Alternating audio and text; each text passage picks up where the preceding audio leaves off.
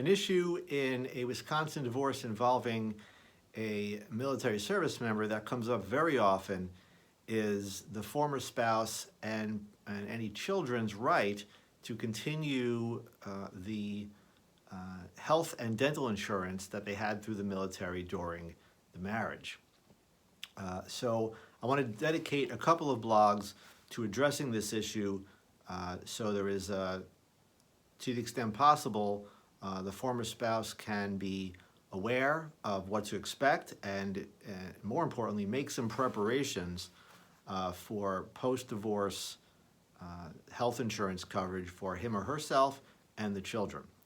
So some basic concepts is that the military health and dental insurance is known as Tricare.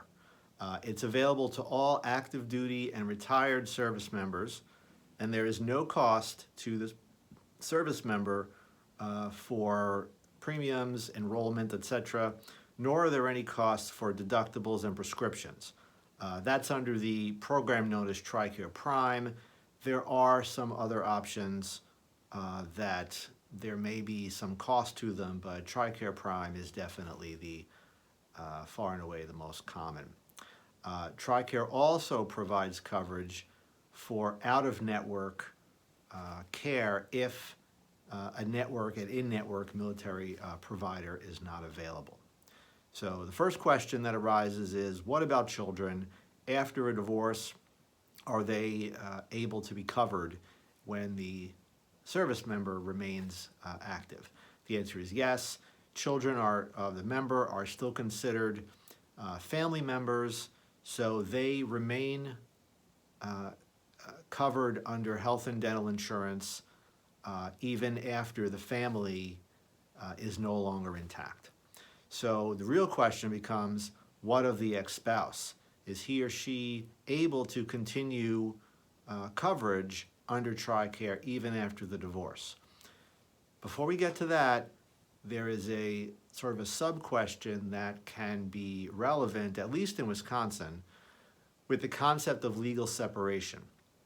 In Wisconsin, legal separation is, in almost every respect, no different than a divorce. Really, the only difference is that if you are, quote, only legally separated, then you can't be remarried until you change the separation to an actual divorce. However, the military considers a legal separation to be different than a divorce in the sense that the separated spouse is still considered to be married and thus a family member.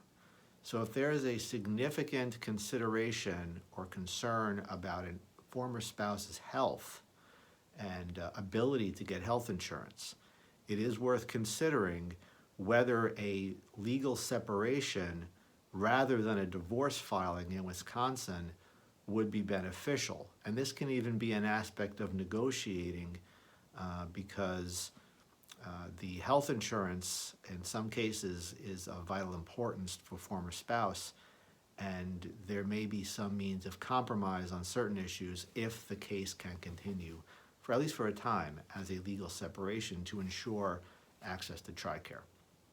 But let's consider a typical divorce here where the former spouse obtains the divorce, the parties are no longer husband and wife.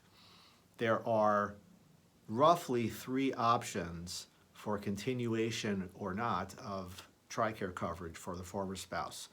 They're known as the 2020 rule, the 2010 rule, and then a spouse who doesn't meet either of those criteria. So the 2020 rule applies for a former spouse who was married to the service member for 20 years, and all 20 of those years were during the member's active service. In that case, the former spouse can continue Tricare benefits even after the divorce. That assumes that the former spouse does not have other health insurance available. The second case, the 2010 rule, where the parties were married for 20 years, 10 of those years were during the service of the other spouse's service in the military. In that case, the former spouse can continue Tricare for 1 year after the divorce.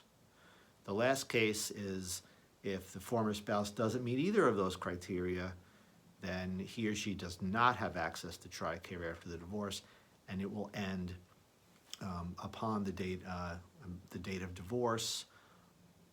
There are certain provisions that you must speak with your divorce attorney about to fully understand exactly when your Tricare may end in those circumstances. Does it end on the beginning of the month after the divorce, or does it end at a different time? Health insurance issues are quite obviously extremely important, particularly for former spouses who may experience a health problem. This is a subject that you must discuss very carefully with your lawyer so you can plan your health and financial future. In the next couple of blogs, we'll be addressing further issues with continuation coverage under Tricare.